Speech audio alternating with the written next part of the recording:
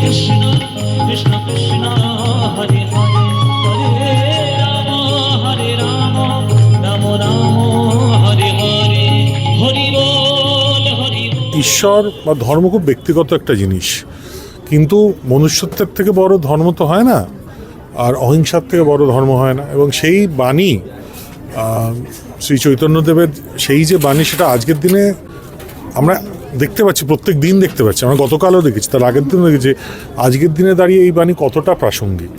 So আমার মনে হয় this film couldn't have come at a better time. আমি সেইটা খুব খুব দৃঢ়ভাবে বিশ্বাস করি।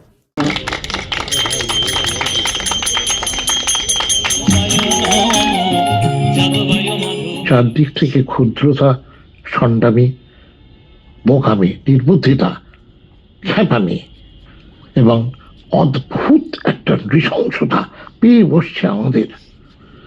কিন্তু আমরা বাঙালির এর ঊর্ধ্বে, আমরা কিন্তু এরকম না। শ্রী গৌরাঙ্গ কিন্তু তার প্রমাণ।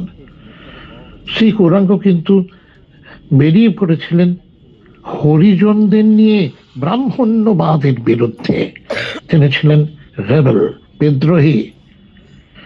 তিনি ন্যাকা ন্যাকা ধর্মীয় বাক্য উচ্চারণ করেননি। আমি শুরুতে যে সুমনদার যে মেসেজটা শোনালাম, সুমনদাও দেখে কেঁদে ফেলেছেন, গান শুনে কেঁদে ফেলেছেন, দৃশ্যায়ন দেখে কেঁদে ফেলেছেন, শুভশ্রীর পারফরমেন্স দেখে কেঁদে ফেলেছেন। সত্যি আমরা সবাই খুব ইমোশনাল, সবাই খুব চোকড হয়ে আছি। কারণ আর যত দিন যাচ্ছে চারপাশে হিংসা যত দেখছি, যত দেশ দেখছি, এবং মানে হিংস্র নৃশংসতা দেখছি, তত মনে হচ্ছে যে এই কীর্তনের সুর, এই চৈতন্যদেবের বাণী কতটা জরুরি, কতটা প্রয়োজনীয়, more important than ever before. সব থেকে বড় পাওনা কবি সুমনের কাছ থেকে এত বড়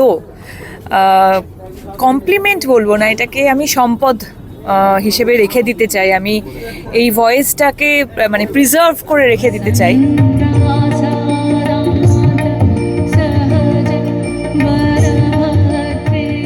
অনেকে মনে করেন শ্রী চৈতন্যদেব ঈশ্বরের অংশ, অনেকে মনে করেন উনি একজন যুগপুরুষ, একজন মহামানব। আমার কাছে উনার এই যে সামাজিক বিবর্তনের যে বাণী, এই যে জাতপাত, অস্পৃশ্যতা, মানুষের বিভেদ, এইটার উপরে গিয়ে যে উত্তরণ, সেইটা আমার কাছে সবচেয়ে ইম্পর্ট্যান্ট হয়ে ফুটে উঠছে, এবং সেটাই আমার কাছে সবচেয়ে ইম্পর্ট্যান্ট। এবং আজকের দিনে দাঁড়িয়ে তো ইউ নো ইট বেটার, মানে কতটা প্রাসঙ্গিক এই ভালোবাসার গান।